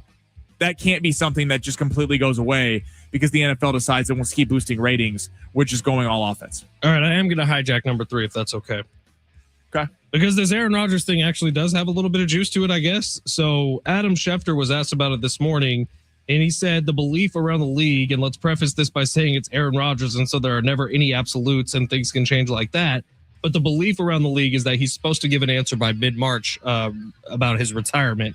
And the belief is that he would go back to the Steelers, but Vikings is the interesting one to me because I guess he wanted to sign with the Vikings back before last season, but the Vikings didn't give any credence to it. Why did the Vikings want him? I don't think they didn't last year, at least, because J.J. McCarthy was bad. But Adam Schefter is talking about it, which makes me think that maybe in some circles they're talking about it again, Aaron Rodgers to the Vikings.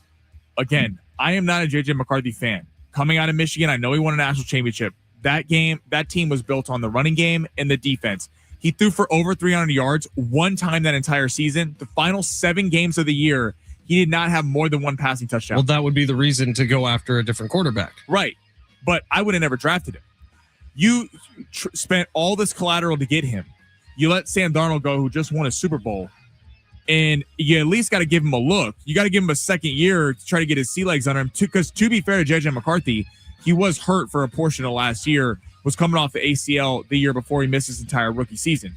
To go, even if you don't like J.J. McCarthy, going to a 42-year-old quarterback, this is not a Super Bowl contending team. This doesn't make any sense to me whatsoever. But you went from Sam Darnold, who I don't know that any of us would put in any sort of top 5 conversation in the NFL as a quarterback, to J.J. McCarthy, and your team went from being a Super Bowl contender to a nothing this last year, to not even being close to a playoff conversation. Right, but is Aaron Rodgers that much better than J.J. McCarthy at this point in his career? I would say he's a lot closer to Sam Darnold than he is to J.J. McCarthy. Wouldn't you?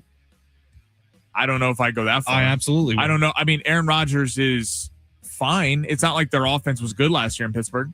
It was better than it was with Mason Rudolph and Kenny Pickett. And it would be far better than it was with J.J. McCarthy in Minnesota. But again, you are so then you're done with J.J. McCarthy. I think that's why else are we hearing about Kirk Cousins? Why are we hearing about Aaron Rodgers? I think they are done. Why did they fire their GM, the guy who fought for JJ? In an elite quarterback class next year, Dante Moore, Lenoris Sellers, Arch Manning, Jade Mayava, wouldn't she be more likely? Because to your point, Aaron Rodgers will win you some games. And you have Justin Jefferson on your team. And you have a good defense. So why would you not try to win right now? Here's the thing. If you suck for a year and McCarthy's terrible, you're picking Dante Moore next year. You're picking Arch Manning. You have a whole Minnesota might become the most exciting offense in the league 1 year from today. Getting Aaron Rodgers and having the Pittsburgh Steelers disease where you win 8-9 games every year and yet you're not going to be able to pick a top tier quarterback next year feels like a massive mistake to me. 858 says the NFL can't define what a catch is and now they want to possibly make it 1 foot. Hard pass, fellas. I agree. That's exactly how I feel. I feel like this is unneeded. And again, we can't just outlaw defense in the NFL. 858 also saying J.J. McCarthy's national championship team was built around cheating. Yeah, how about also that, fair. Harbaugh? All right, it's San Diego Sports 760. We got some Aztecs basketball tickets for you on the other side. We'll also talk about that big win they had last night over Utah State. That's next. San Diego Sports 760. You're listening live on the iHeartRadio app.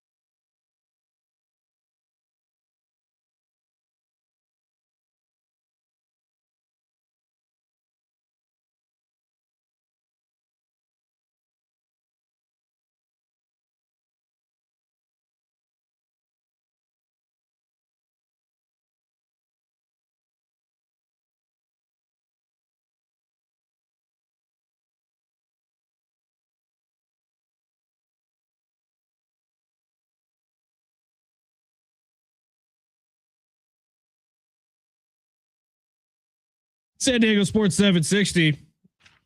Aztecs are back on the road for a huge Mountain West Conference game. They got New Mexico this Saturday morning. Pregame coverage will begin at 10 o'clock. 11 o'clock, John's going to have the tip-off. Big game on Saturday, man. Big game. National TV.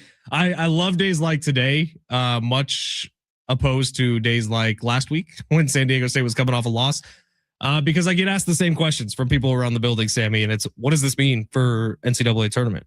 Because I think this building remembers how fun it was when San Diego State was going on that run to the Final Four just a few years ago.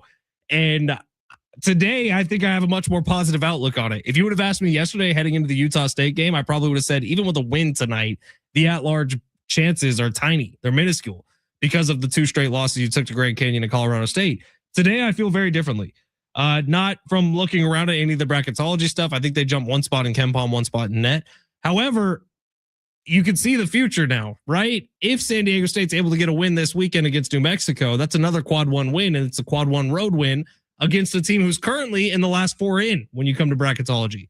So for San Diego State, who was in the last first 4 out, coming into this week, there's a real chance they could just flip-flop with New Mexico with a win this weekend. Right, and this goes back to the Aztecs have a signature win to point to. I'm not going to sit here and act like, oh, they're 100% in the tournament right now, or they're not. Everything has changed, because they're not. But at the very least, again, you go win the next 3 games and put it in the committee's hands, and at least you can put your head on your pillow at night and going, we gave it our all the last 2 weeks of the season, and you finished the right way heading into the Mountain West Conference tournament. Let's just say they're out of an at-large bid. I don't think they necessarily are. A huge win over, this weekend over New Mexico is going to be a big deal for them. Quad 1 win, as you mentioned, they're currently the last team in, I believe, right now in a lot of bracketologies. But even if it isn't, and let's just say this game ends up not mattering in the sense that they have to go win the Mountain West Conference tournament, last night you felt like the Aztecs remembered who they can be and who they are. I'm not trying to be dramatic, but they felt lost against Grand Canyon. They felt lost against Colorado State. You and I were talking off air and on air. It was kind of hard to break down because it didn't make a lot of sense why this team was struggling to put the ball in the hoop and kind of having these long scoring droughts, because there's so much talent on the floor at times with this team. There's a reason why Magoon Guath was getting offered gazillions of dollars to go to Kentucky and Michigan.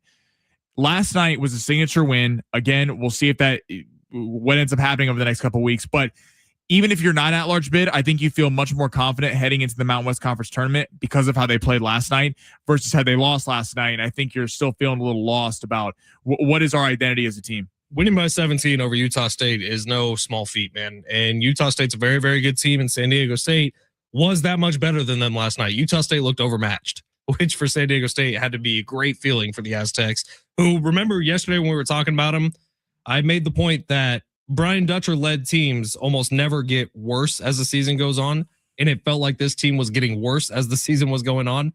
Yesterday flipped that on its head, because yesterday was the best 40 minutes I've watched them play all year. And it's not even close, if I'm being honest. This was the most complete game they've played all season long against a high-quality opponent. And that's huge. And to your point, we've seen them play like that in spurts, but that was the only game this year that against elite level competition that you looked at and was like, they put a real 40 minutes together that you look on tape and feel good about from start to finish. The only reason the game was close for the first 5 or 6 minutes was because Utah State hit some tough threes in the beginning of the game. Right. Everything was contested. Nothing was easy for Utah State last night. And that's what we're used to seeing with, Brian Dutcher as one of the best defensive game plans in the entire country. It was a great win for the Aztecs last night. Now, to make it mean something, you need to go do the same thing to New Mexico. And beating New Mexico twice in the same year is tough, especially when you had the home game first. So for San Diego State going on the road this weekend, it doesn't get bigger than this. This is huge for them, and I can't wait for it, man. National TV game, San Diego State on the spotlight. It's going to be huge this weekend. New Mexico, 11 o'clock on Saturday. Pregame gets going at 10. Hope you will be here with us. All right, we're going to get to Kevin Acee on the other side. Before we do that, we got a pair of tickets for you to go see San Diego State in their regular season finale next Friday at Viejas Arena. Call 877-767-4760. Sammy, what number you want to give these to? Let's do caller number 10. Caller number 10. You're going to Viejas next Friday night. It's San Diego Sports 760. You're listening live on the iHeartRadio app.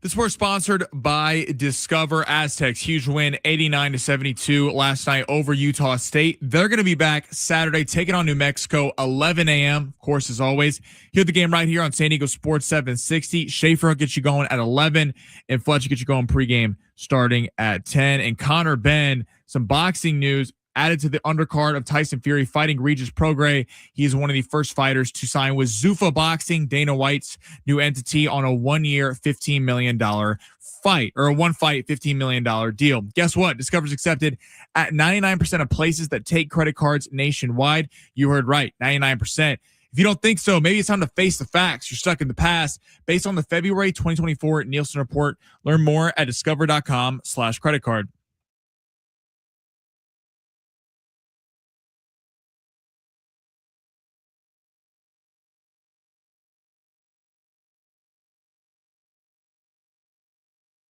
San Diego Sports 760, Ben Fletcher, Sammy Long with you till 2 o'clock. John Schaefer is going to take over then. We got our Padres insider, Kevin Acee, here on the phone with us today, our very best friend in the whole wide world. Hi, Kevin. How are you? Excellent. Did you make the trip out to Goodyear for today's game? I did not. I stayed behind and I watched Joe Musgrove pitch. And then I got to work on some other things Padres related, and Jeff Sanders went out to Goodyear. Well, you missed Manny Machado's first home run of the season, of the spring. Well, it's good to see him, get a hit, get connected. Manny looks terrible, but I say that mainly to point out that Manny usually looks terrible in spring training, which just is one of those examples of why, spring training is just a tricky time. Well, speaking of a tricky time, how did Joe Musgrove look? You said you got to watch him pitch today? Pitching always looks better than hitting. Pitching, it is really hard. Joe looks good. I mean, really, like at the beginning, like, oh, and then like 2-3 pitches in, he's just hitting everywhere, at least in the first inning. Look, he got a little tired. The guy didn't pitch all last year. So the first inning was like super sharp. And then the whole purpose of the thing was to get into the third inning, and he actually ended up completing 9 outs, faced full batters. And so it had to be considered a success, especially since afterward he said that he thinks that he'll at least be scheduled to go in the Cactus League start his next outing. Now, with Joe, they're sort of taking it as it comes because he didn't pitch last year, and they'll be cautious. And if he doesn't feel fully up to it, then it's not a bad thing necessarily. It's not like a setback if he doesn't pitch next time in an actual spring training game. But the fact that that's the plan as of now is good news. Kevin, JP Sears kind of roughed up in an outing last week. I'm not going to get into the whole Matt Waldron, Craig Stammen situation, but if Matt Waldron is out for spring training and then JP Sears is not looking great, are we to assume this is Walker Buehler's job to lose as the 5th starter, or am I wrong?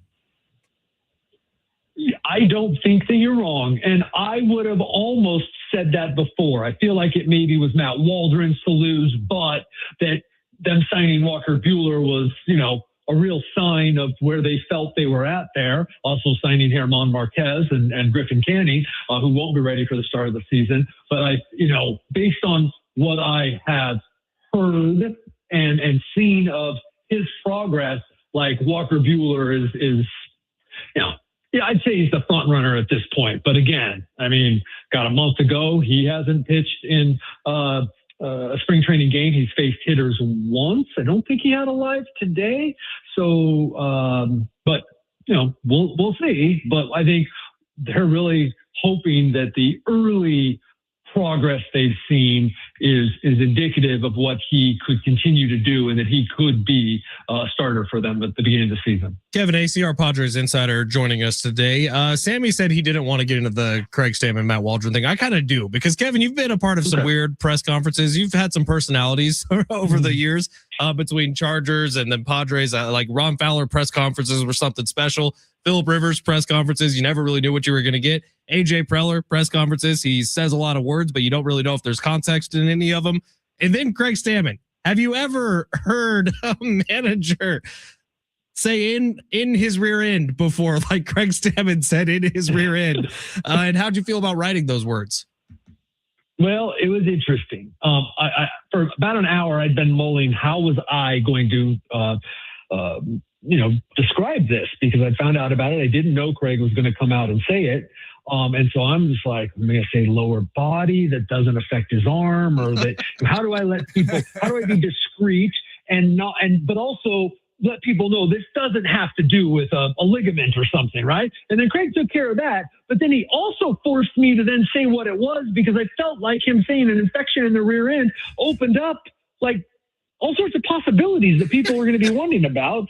And so then I had to be specific about what it was. Let me say that I am never going to complain about getting information from a manager, especially after what all of us on the beat went through the last 2 years. And that Craig is doing a fantastic job of being as candid as he can and handling all sorts of questions, something he's never done before. And to do that deftly without giving up too much information, because you are the protector of your team and your players. I thought he's done a remarkable job. And I have no idea because for my sanity, I really try to not pay attention. But if Craig's being ripped for this, I get it. But like, come on. Ripped is not the right word. Okay, I think people just kind of think it's funny. That was the choice of words. He was trying to be discreet, and in the process, probably, right, like said something like, look, it could have just said what it was, or they could have figured out how to say that, Matt Walden had an infection. This does not have to do with his arm or anything that is long-term, but he will be sidelined for a couple of weeks. They could have said that, and then it would have been put on me as to whether I was going to just leave it at that. And I probably would have because, we don't need to get into everybody's business. We don't need to get up everybody's behind. Literally. But then the bottom line is we're all grown-ups. This happens. Like people get hemorrhoid surgery. Okay. I mean, but yes, it was. Yes. I don't mean it all to take away from your initial opening question there. It certainly was an all-timer to be standing there and have the manager say an infection in his rear end. Well, shout out to you, Kevin Acee, as San Diego's preeminent honesty broker, keeping us all well informed out here. The WBC. So I'm curious your thoughts. You're like around these guys every day, Machado, Bogarts, Tatis on their way here in a couple weeks to go play. Do you think that the WBC helps players before the season? Like, is this a positive thing that they're going to be out of camp and give some other guys opportunities, or do the Padres view it as they just don't want them to get hurt? There it is. They just don't want him to get hurt. There's really no way to tell, right? If the player uses it constructively, you're in the pool like, say, the Dominican is, or you're in the pool like where the United States is, let's say, then you get into the quarterfinals, semifinals, finals, and you're playing some really good competition. You're getting geeked up as a hitter. I mean, there's debatable like what the effect is for pitchers to be ramped up this early, but you're Manny Machado, Xander Bogaerts, Fernando Tatis Jr. Like, yeah, that could be a real positive. They just don't want these guys getting hurt. That's really all it is. All right, Kev, before we let you go here, who's standing out? Who is the Gavin Sheets so far of this year? Who is someone that we all need to be keeping our eye on? There is no Gavin Sheets, but there wasn't a Gavin Sheets at this point last year. I don't even think he hit the first of his 6 home runs in 5 days or whatever it was. Right. But I will say Jose Miranda. I really like the outfielder Samad Taylor. I think it's Bryce Johnson job to lose that kind of last bench spot, but like there Jace gosh darn it, can't remember. There's a kid who's been there's quite a few guys like Samad Taylor and the kid who's Jace, who I can't remember his last name, that have been in the majors, have been really productive in the minors. There's a lot of guys competing and they've looked good, but it's like, it's spring training and they're not facing Yoshinobu Yamamoto. I mean, like, I don't know what to make of it. I'm not a scout or a coach. The Padres don't know what to make of it. Whatever. I think that really your only spot that's open is that 13th spot. It's not even like, hey, maybe Gavin Sheets could be our DH or something like that. I don't think we knew what Gavin Sheets was going to become last year, but right now there's not a Gavin Sheets. There's a bunch of guys where it's like you're kind of rooting for them, like, oh man, because it's cool, right? Like these guys that are busting their butt every day in spring training. They're the guys, like those spring training games are Major League Baseball games to them. They're trying to make the team. And it's kind of cool if you allow yourself to get into that, because I think the temptation is like, I'm covering like a team that's supposed to go to the playoffs here. Like I'm kind of worried about the big guys, the guys that are, really going to matter day to day or start to start, or Mason Miller and those type of guys. Jason Adam, what's his process? But I think it's really cool to watch the Samad Taylors and the Bryce Johnsons and kind of monitor their chances of making the team. Anything new on ownership front before we get out of here? Yeah, there's the stuff like it's moving pretty quick. I mean, it's a matter of time here before we have a better timeline. Let's say that. Like it's happening. Bids hitting the table yet, or is that a week away, 2 weeks away? I'm sorry. Are the bids hitting the table yet? There's word. I mean, I can't say for sure, but there's word. Listen, regardless of whether bids have hit the table or not, what I will tell you is you could have a new owner by opening day, and you probably will have a new owner by the end of May. Wow. All right, Kev. You got any insight on who you would rather it be? Someone with a lot of money, because that's what's best for the fans and all of us who watch the Padres.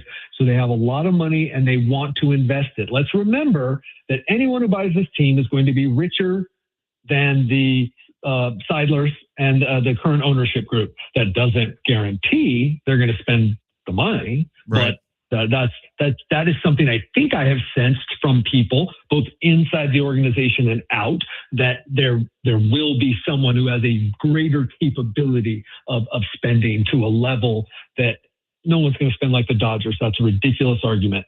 But spending to a level that, could really help AJ Preller. All right. Well, we'll see. I will say this, Kevin. Dan Friedkin can fly really old planes, and he did a stunt in the movie Dunkirk. I don't know if you know about that, but he has a collection of a bunch of old warplanes. So he'd be a lot of fun because he also has like $10 billion. That too, and a bunch of Toyota dealerships. I can't say that he has $10 billion in the bank. Supposedly that's his net worth. I'm kind of down for Dan Friedkin. I don't know about you, but I like his name. I like the fact that he's in movies. I like the fact that he could probably do a flyover at his own stadium. Like all those things sound pretty cool to me. That would be amazing to have a character. I don't know that he is, but that would be amazing. And you could have a new daily or every week podcast called The Friedkin Weekend. You never let me down, do you? No, I'm always here to help, Kev. Don't you worry about that. We'll talk to you next week. Right on. Take care. Kevin Acee, our Padres insider. We'll have him every week throughout the Padres season. Interesting things from Kevin there. New ownership by opening day. Did everyone else hear that? Sounds like, reading between the tea leaves, they have probably sold it to someone. Also, when Kevin goes up an octave, he knows something more than he's telling us. Yeah, he would. Is that in rounders? You would have spotted his tail immediately. So bids have hit the table. That's what I think. First off, 100% bids have hit the table because they met with Leica. What was this? 3 weeks ago? A month ago? Yeah, they met with Leica. But again, you could say one thing, but bids hitting the table is a little bit more of an open, we would have heard more. Dennis Lin had an article this morning. I don't know if everyone saw that. That says he's expecting a couple of rounds of bids for the Padres. Well, I'm sure. And more names have entered the chat, by the way. The SDFC owner has entered the chat. Well, I think we're up to 4 names that we know about right now. And there's supposedly a couple more names that we don't know about right now. So, I mean, but if you met with Lake a month ago, you got to think, remember, when all that happened in that article, there was a lot, like Kevin just said on our show, before opening day. It's a real possibility. So if that's the timeline, we're a month out. So bids, you would think you've already probably had a first round of bids, and you're starting to narrow it down into the real serious offers. How bad do the Seidlers want to just get rid of this thing? Well, goodness gracious. I mean, it's again, John Seidler is not Peter Seidler. Peter Seidler had a vision for this city. John Seidler can say whatever he wants. He hasn't said a lot. With his actions, he's showing he does not want to be in the business of running a Major League Baseball franchise. So I'm happy for them to sell it to someone. Man, I thought we had Kevin for a second there. I think he thought the interview was over. I think he thought we were done, and then just threw that one at him. So you just lull him to sleep. Exactly. I was like, "Oh, Joe Musgrove, how's he doing?" "Oh, yeah, Kevin, that's crazy." He said, "In his rear end, that's nuts." Yeah. And then, Kevin, ownership, boom.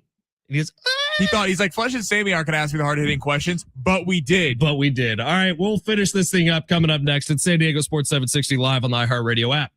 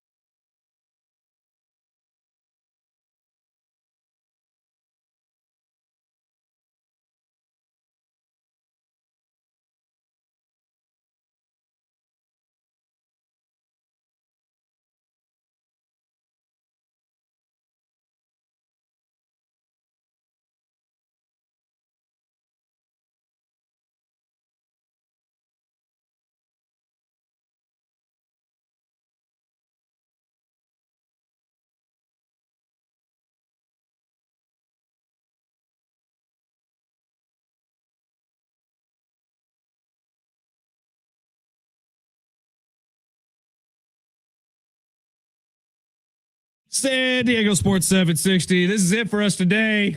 Thank you for being here. We appreciate the heck out of you. If it's your first time joining us, my name is Ben Fletcher. That's Sammy Long. We love doing this. We hope you love being a part of it. And yes, you are a big part of it. We love you. All right. So Kevin Acee leaving us with some nuggets there at the end of that. If you missed it, he said things are happening when it comes to the ownership situation. If you kind of mix what Kevin was telling us with Dennis Lynn's article from this morning, the timetable is pushing, man. The timetable is moving. And Kevin said there's a potential we see a new owner for the San Diego Padres by opening day.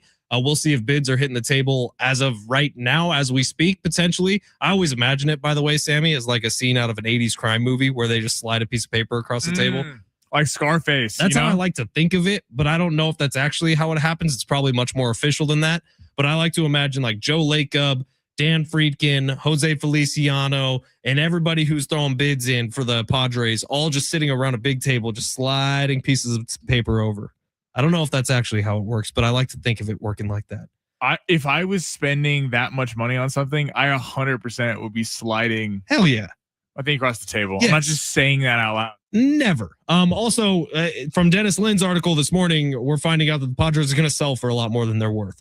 So the Seidlers are getting this done at a good time, and there's no shortage of buyers interested, which you could think about that any way you want to think about it. The one thing that sticks out to me is the Padres still have a little bit of debt that needs to be paid off. Not that a Dan Friedkin who's worth $10 billion would care about a couple $100 million here or there, but also Major League Baseball's, yes, it has juice right now and it's fun and people are talking about it more and the ABS system is great and the pitch count clock is great.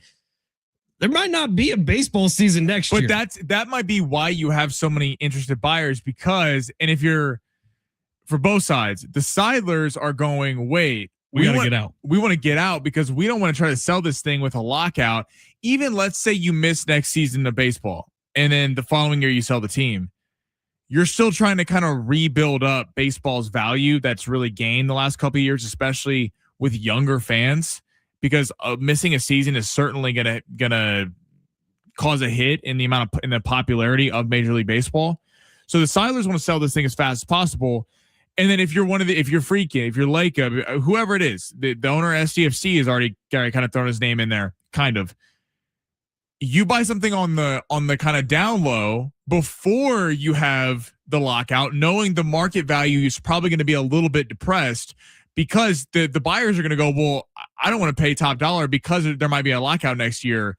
So you have all these interested buyers, but also with knowing the Seidlers are trying to sell this thing as fast as possible, the lockout could be the best thing that ever happened to the Padres and that they're going to get out from under this ownership. I would also argue potentially with a lockout looming that maybe more teams might be up for sale and this might just be the first one. And I don't know if that's going to be the case. I'm just trying to read the tea leaves like everybody else, but we'll see. According to Kevin, in a very high-pitched voice, things are moving when it comes to the ownership situation. If you missed that interview, you can find it on the podcast. Sammy will have it up in a little bit. Just search the Fletch Zone on the iHeartRadio app. Add us to your presets, and you can listen to the pod there. Always adds the presets. It's a nice little way out of the show. 619 when it texts in Sammy playing Mace and P. Diddy songs on the radio. Sus. And Michael Jackson today. Oh, that's what you were saying. I was like, what did Mace do? Listen, music's music. Just want to throw that out there for everybody. Attaboy, Sammy. By the way, we're gonna finish a great Thursday show, baby. By the way, we didn't tell everyone why Sammy had the worst night in the history of mankind yesterday. His power went out for a little bit, so he had to watch the Aztecs game on his phone. I had to stream the Aztecs game on my phone through a hotspot. It was hard. You had to sit and talk to people, get to know them on a deeper level. Couldn't just sit there, tune out, and tap into the TV. He was this close, everybody, to having to start a game of Monopoly with his family. Oh my God. Oh my God. I would have run that. Wow. No one has it tougher than Sammy Long. Let me tell you what. We'll see you tomorrow. John Schaefer up next.